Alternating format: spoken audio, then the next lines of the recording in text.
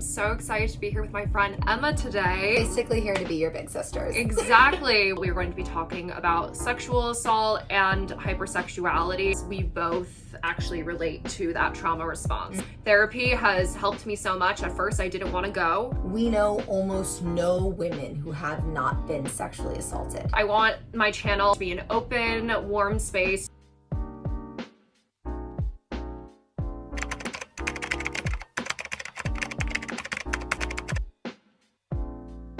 Hey loves, it's Brooke here. Welcome back to my channel. I am so excited to be here with my friend Emma today. Hey guys. And we are in her place right now in the city. And I am so excited to announce that we are starting a new series on my channel as well as hers, all about sex ed and talking about personal experiences with dating, sex, and just life, being a girl, and just things that you have to come and be aware of as you are growing up, being a young adult and the dating scene and just all those types of things. We're basically here to be your big sisters. Exactly. We are your big sisters. We are here for any questions that you have. And with this series, also feel free to DM me on any of my platforms. Same thing with Emma about any questions or topics that you want us to touch on. I think the more input that we get on this series, the better it'll be and more useful to you. Absolutely, so yeah, we are what you guys totally want to hear. open. Yes, totally open.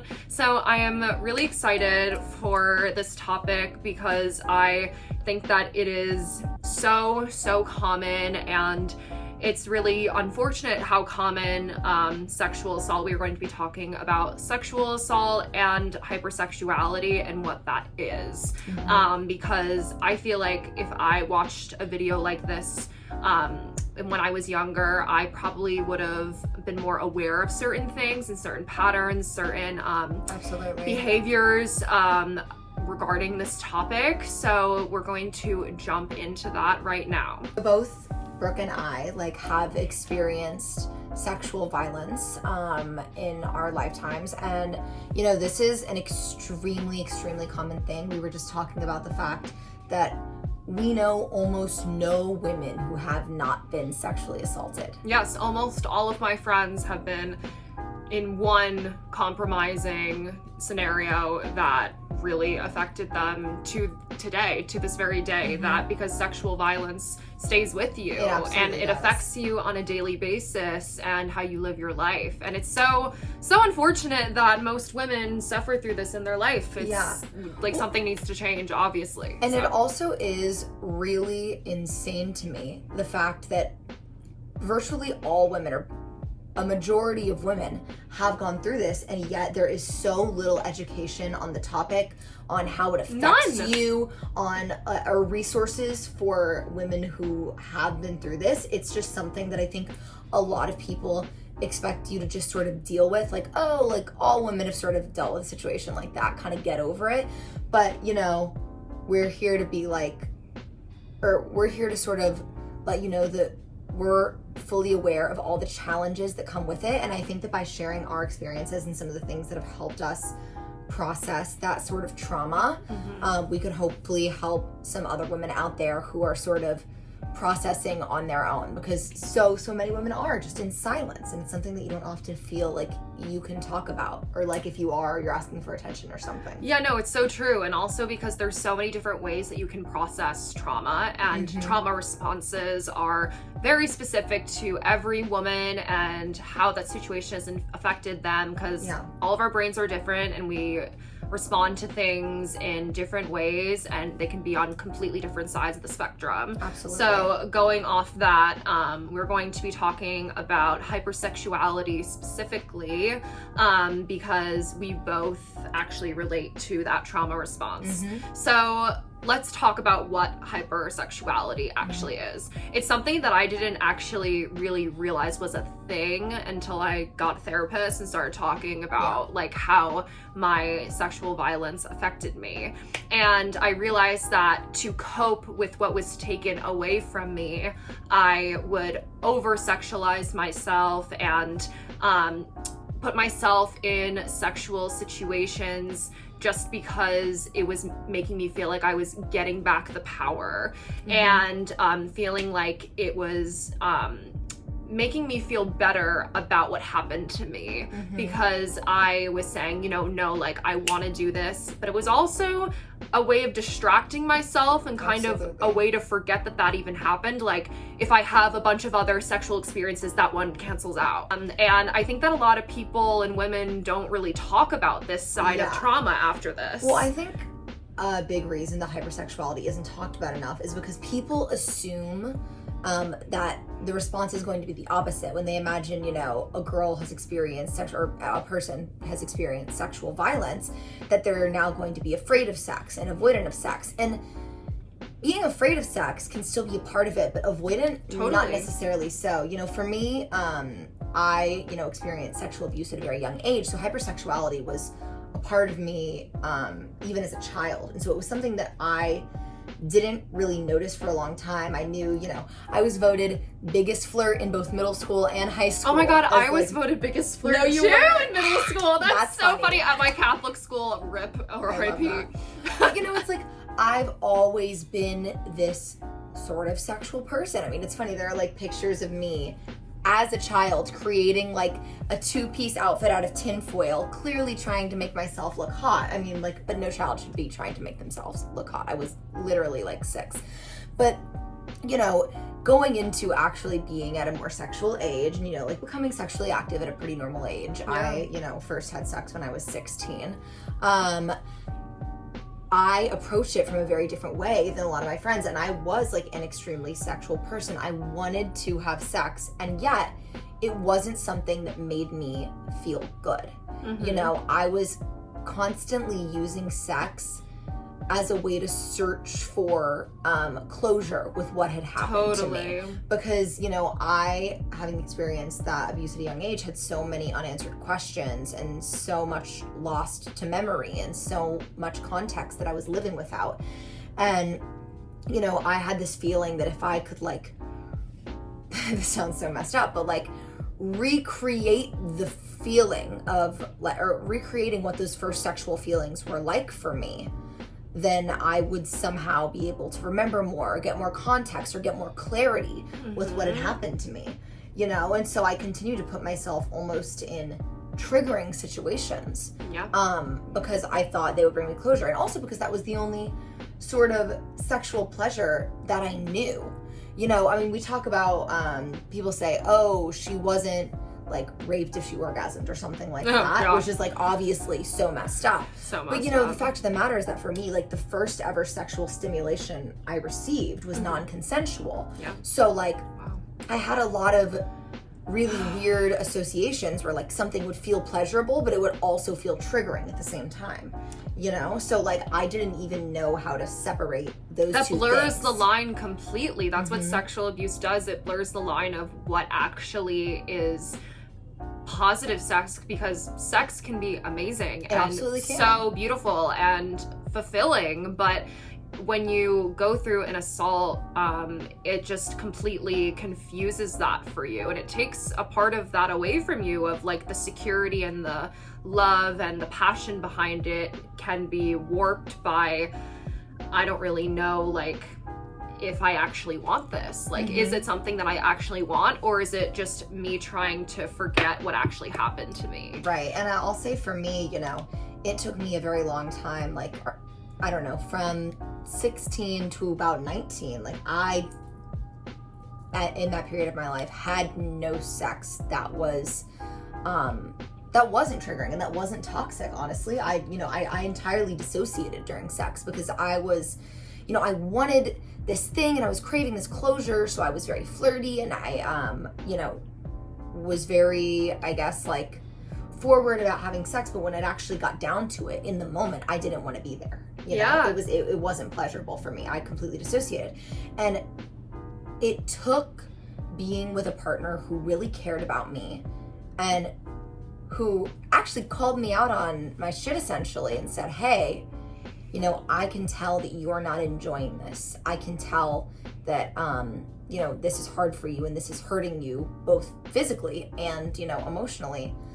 Let's make an active effort that's to make it better for you. And, you know, not that, yeah, I mean, it was, but, you know, you can't expect that of someone. And, like, I wish that I had been able to do that myself, to have been able to say, this is not something that is healthy for me, and I'm not having sex in a healthy way, and I'm not enjoying it. And you never realize it when you're doing it. Like, I really genuinely convinced myself when I was just having meaningless sex, like, not even just meaningless, just to basically distract, I'm gonna call it distraction sex. Yeah. I didn't even realize that that's really what I was doing. Like, I was just doing it, like, almost like a robot. Like, I just, like, was going through the motions of wanting to do it because I knew that it gave me a little bit of a sense of power, but at the same time it didn't, and it's a really weird mix of like how you feel in those certain sexual situations after your assault. Yeah, you know, so it took me first having that awareness, the level of awareness of, okay, something's wrong, you know. Two, getting that hope and realizing, okay, this can be better. And in a weird way, it can be like comforting, but you have to realize that like we are all for, like, I am the most like sexually empowered, like, girl, do you, sex is awesome. Like, if you want to take control and take control of your sexuality and everything, like, I do that. I think it's amazing.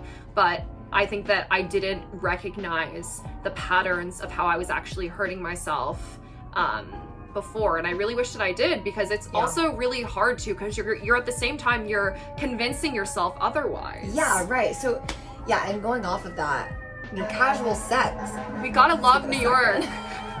Sirens. Classic.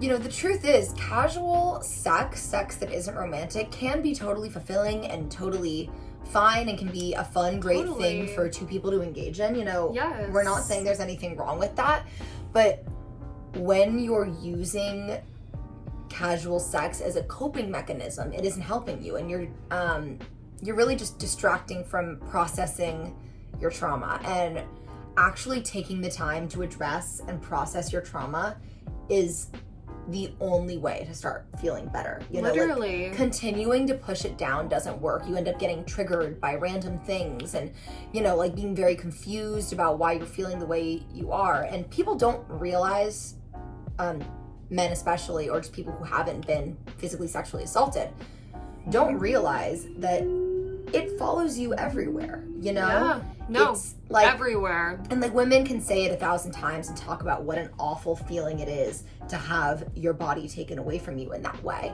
But like, it really is a deeply transformative experience. Like, for me, I feel like it changed my whole world. And I've been, you know, like, I've experienced sexual violence since my abuse as a child, and like, even just processing those experiences, you know, like, it is a deeply, like, hurtful and scary thing that happens. And so to expect yourself to just like move on from it and just like deal is really kind of ludicrous, you know? And that's like, I feel like when I went through mine, I felt like my college program, like, you guys know that I was in a BFA musical theater program, like, they expected me to just like be ready to go to class, right? Like 8 a.m. in the morning, ready to dance, and I'm like going through like this major trauma, and it was really hard for me to like go to class and like be present. Like, I would just zone out, like, because I was so not there, like, right after it happened, and it was just like, it's like, thank God for therapy, and that is one thing. If you have suffered any sexual violence, I will say this, therapy has helped me so much. At first, I didn't want to go, because talking about it, I think it's different from person to person how fast they want to start remembering and like talking about what actually happened. But honestly, I think the sooner that you talk about it with your girlfriends, it could be your mom, anyone that you trust, and then you seek professional help after you talk to your closest friends, the better off you are. Because I don't know, I just think that pushing things underneath the rug doesn't really help anyone. It doesn't help your healing, and it really won't help your mental psyche, even if you think that pushing it down makes it better. It really never does, because it always comes out in other ways in your life. It absolutely does. With anxiety, like, I suffered an extreme amount of anxiety after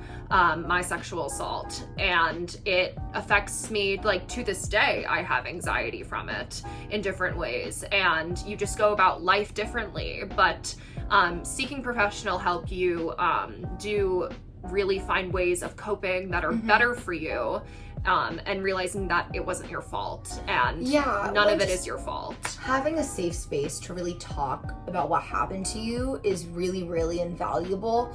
For me, dealing with the childhood abuse, I did not talk about it with anyone until I was 17.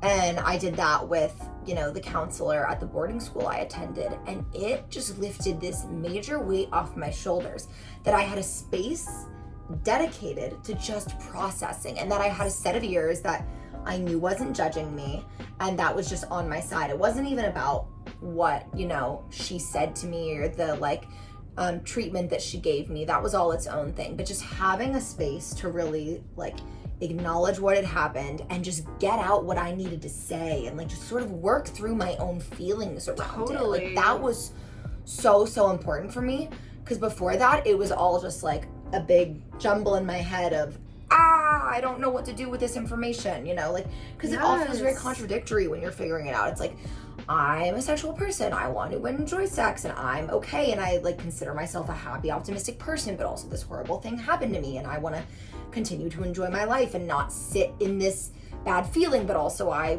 know that I need to address it. It's hard. Yes, and also going off of that, I felt once I realized, once I was starting to realize that it was a hypersexual response, I almost felt guilty about it, or weird. I was why aren't you shutting down? Why aren't you completely closing yourself off? Maybe you did want it.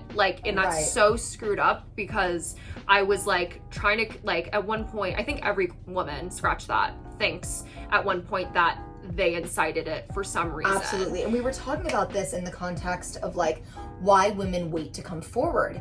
And it's oftentimes because it takes women a hot minute to actually realize, oh shit, I was assaulted. Because, for the first little bit there, you're sort of wait, did I do this?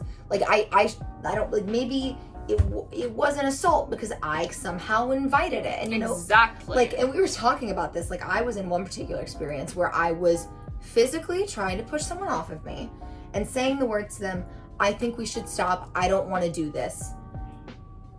And those are two very clear indicators of I don't want this happening. I was saying no. It wasn't even that this guy hadn't asked for affirmative consent. I was physically saying no and trying to push him off of me. And yet, in the aftermath, I was still oh, well, maybe he didn't assault me. Maybe I was giving him the vibes that I wanted it. Maybe I was being kind of coy with my responses. Maybe he thought that I was just being sarcastic. Maybe I still somehow made him think I wanted it, Yeah. And we just have this ingrained into us so much. So we will so much. Make so many excuses for abusers and for rapists.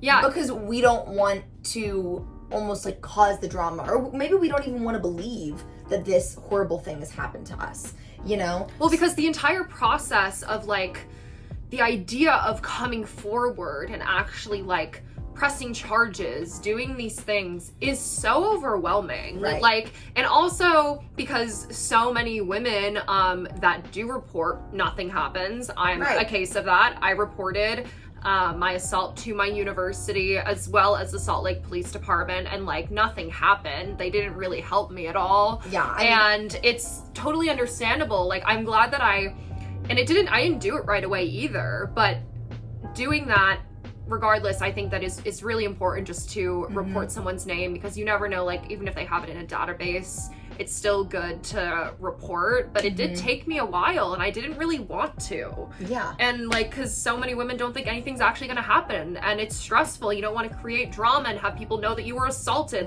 For a while, I didn't even want anyone to know that I was assaulted. Right. Well, you feel guilty for it. It somehow feels it feels like it's your fault. It's embarrassing. It's shameful. I felt ashamed after it happened, and I was why am I feeling ashamed And we feel that I was attacked? Yeah. Like, I don't know. Obviously, your experience with reporting wasn't a positive one because they weren't able to, like bring you the justice that you so obviously deserve. Because it's so scary because you hear about these awful traumatic stories of women being like dragged through the media in like trials and what was she wearing and all this stuff. And I can understand how scary it is, the prospect Isn't of that being crazy? the subject of that. Like, what you're wearing. Like, if you're wearing something revealing, she wants it. Like, that notion alone, like, a man is running, if a man is running around shirtless on a run, right? Do you ever hear of a woman being like, well, he was shirtless, so I assaulted him? Exactly. No, like, it's crazy. And there are times when like it does pay off in some ways. Like I had an experience where I was being stalked when I was at NYU for a semester. It was just, this kid in one of my classes who was first just sort of making me feel uncomfortable, and like I would sit far away from him in class, and he would pick up all his books and come sit next to me and like force conversation with me. And it was just that at first. And at one point, he had heard me say that I was in one of the choirs at NYU, and he started showing up at my choir rehearsals and just showing. One time I was at dinner with my dad, and I saw him outside the window, and there was just like a lot of weird stuff happening. And he admitted to me that he like stalked all of my content on my website for like hours. Just a lot of really weird stuff. And this guy was showing up and making me feel really unsafe.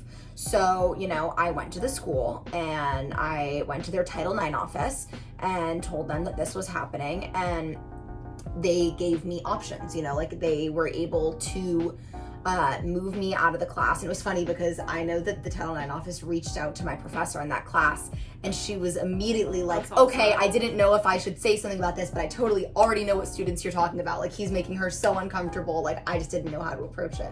So like, if I hadn't reported, like none of this ever would have been set in action. And I was able to be moved to another section of the class, and like, I was able to get out of that situation, luckily.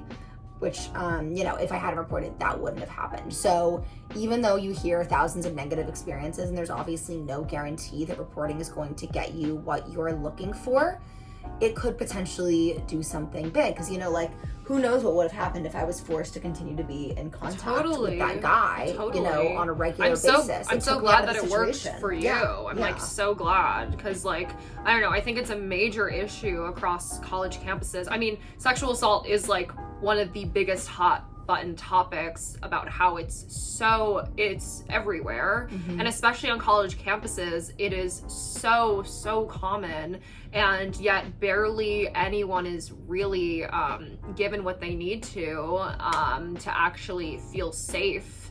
So I think it's amazing that you had a positive experience. Yeah, I'm so glad that I did. So like, I can tell you guys and people know that like it does sometimes work out. I mean, obviously there's a lot of work to be done, both within like college institutions and just within like our legal system, because it really obviously a lot of doesn't issues always there. work that way. But like, it is worth telling someone. It's always worth telling someone. You don't need to carry that burden by yourself. You don't need to be silent about what's happened to you, because it isn't shameful and it's not your fault. And the fact of the matter is that unfortunately, most women you tell are probably going to be able to relate, because most of us have been through it in some form. It's always worth telling someone. You don't need to carry that burden by yourself. You don't need to be silent about what's happened to you, because it isn't shameful and it's not your fault. And the fact of the matter is that unfortunately, most women you tell are probably going to be able to relate, because